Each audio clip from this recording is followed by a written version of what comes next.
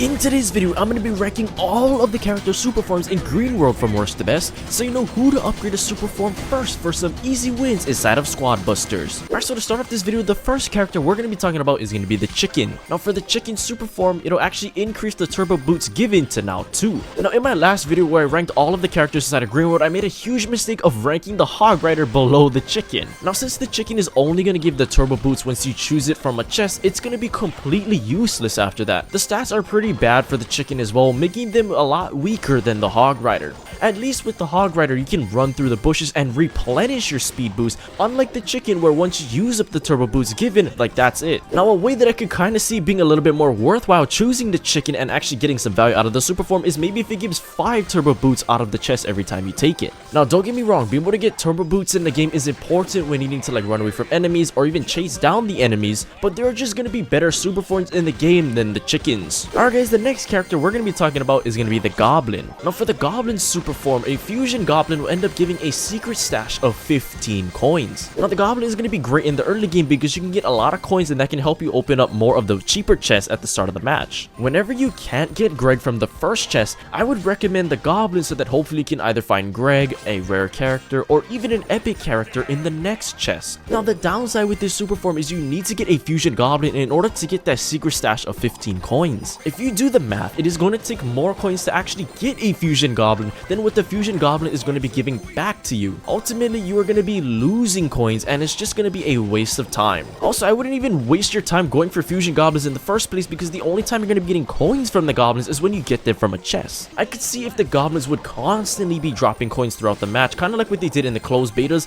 but it's only when adding them to your squad. This is the same principle as the Chicken where you choose them for one specific reason and then after that one thing is granted to you, they are just going to be totally useless for your squad. Alright guys, the next character we're going to be talking about is going to be Dynamite. Now for Dynamite super form, the Dynamite will actually get a larger blast. Now this super form is not bad because it can at least help you do more splash damage onto like the bosses or other mobs inside the match. It just makes Dynamite more efficient with his attacks and you can't go wrong with being able to deal more damage to more targets, right? You could even use this to your advantage when needing to deal more splash damage to enemy squads. However, the reason why Dynamite is still going to be ranked pretty low inside of this tier list is because he's still weaker, like just in general compared to the other characters in the game. His stats are subpar with having little health and dealing terrible damage unless you have his classic form. I mean, there are just better units to go for throughout the game. Now don't get me wrong, this is a fantastic super form to Dynamite because it really caters to his kit, but I think you just could use a little bit of love to his overall stats. If you don't have some sort of tank to be protecting Dynamite because without somebody to shield for him,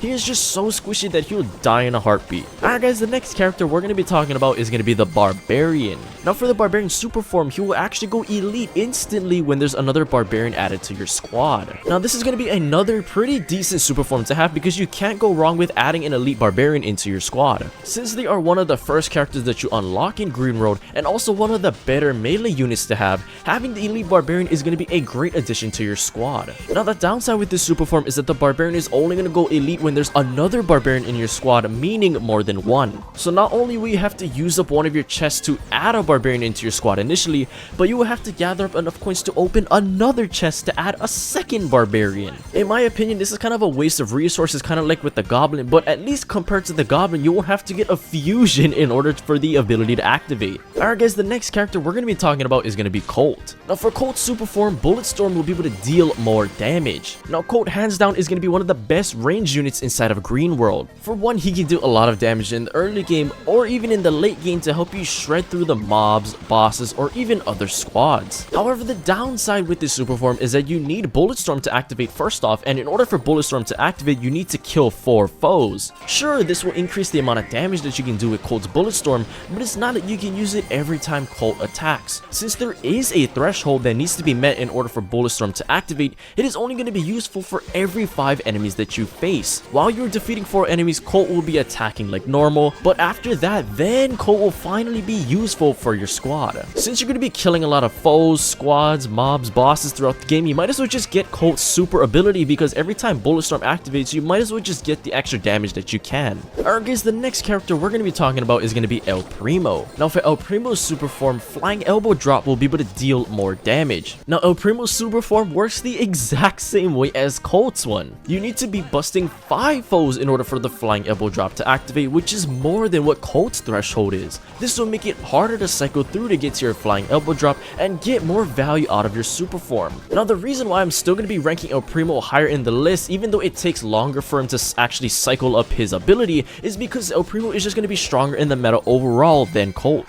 For starters, El Primo is one of the only tanks in Green World, so it's very important that you have an El Primo in your squad, but you also just need El Primo or other tanks in general to just protect your range characters that are in your squad, like Colt. Now another reason why I'm going to be ranking El Primo just a little bit higher than Colt is because his flying elbow drop is a great way to kind of disrupt the enemy squad's rhythm. El Primo can jump onto the enemies, make it seem like he's doing a lot of damage to the enemy squad, and then cause them to run away. Just having the ability to push the enemy squad away from your squad as well will just keep your units alive a lot longer. Alright guys, the next unit we're going to be talking about, this is going to shock everybody, it's actually going to be Greg. Now with Greg's super form, trees will be able to drop more loot. Now I know I trashed Greg in my ranking every character video, and I actually take back what I said there. However, this doesn't change the fact that Greg is still going to be one of the weaker units inside of Green World just because he's only going to be good in the early game, or if you have at least his classic form. It's great to have at least one Greg so that in case there are no monsters nearby, then you can just run to a nearby tree to stay busy and get loot that way.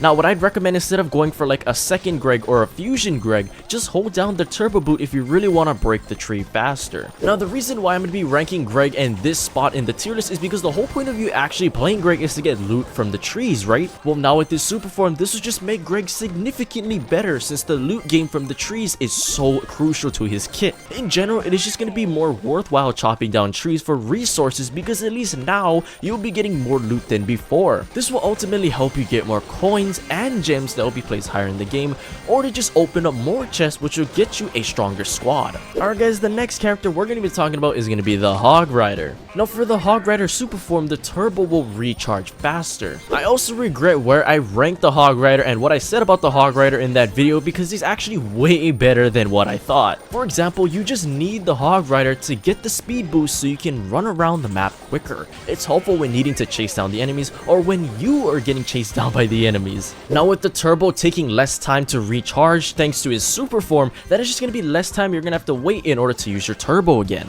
This will help you continue running around the map for longer periods of time without having to worry about recharging your boost. But at least when it does run out, you won't have to wait as long thanks to his super form. Alright guys, the next super form we're going to talk about is going to be the Witch. For the Witch's super form, she will get a skeleton barrel spell that she can throw onto the enemies. Now hands down, the Witch is one of the most annoying and most broken characters dating all the way back to the closed betas. She can just constantly summon those skeletons to tank shots for her squad, and now with the ability to throw a skeleton barrel onto the enemies is going to make her that much more annoying. Now here's some different ways you can use the skeleton barrel when needing to throw it onto the enemies. You can either throw it onto the enemies when needing to cause some chaos, lower them down, and just get more units on your side to help out. You can throw them onto the enemies as a distraction so you can make a getaway when trying to run away, or you can even use the barrel as a way to help you distract some of the bosses when they're using their abilities just to tank shots, and then you can come in and finish them off. Alright guys, the next character we're going to be talking about is going to be the Medic. Now for the Medic super form, the passive heal will get stronger and faster. Now the Medic is the only healer inside of Green World, which is why it's so critical that you have him in your squad. And now with this super form being able to increase the passive heals to be stronger and faster, this makes him even more valuable to your squad. This will keep your units alive a lot longer, thus helping you play more aggressive throughout the match. Also, if you think about it, if you have the Medic in your squad and you're facing up against another squad that doesn't have the Medic, you're going to have that healing advantage against them, and who knows, that could be the deal breaker to taking them down. Even if you have the Medic super form and the enemy only has his classic form, you will definitely be able to out heal the enemy, and that could be a true difference maker of being able to take down their squad. Alright guys, the next character we're going to be talking about is going to be the Archer Queen. Now for the Archer Queen super form, she will be able to recover health steadily when she's not attacking. Now this super form just makes the Archer Queen even stronger because she won't have to have anything like a medic in order to heal her back up again. It's important to also just keep your Archer Queen alive because she is essential to increasing the attack speed of your ranged units. Now most of the ranged units in the game, like Colt for example, are going to be the main damage dealers in your squad, correct? So why wouldn't you want to increase the attack speed of the characters that are dealing the most amount of damage for your squad? The constant healing when the Archer Queen isn't attacking will increase her survivability and just keep that passive ability to be used onto your ranged units. Alright guys, the next character we're going to be talking about is going to be the Barbarian King.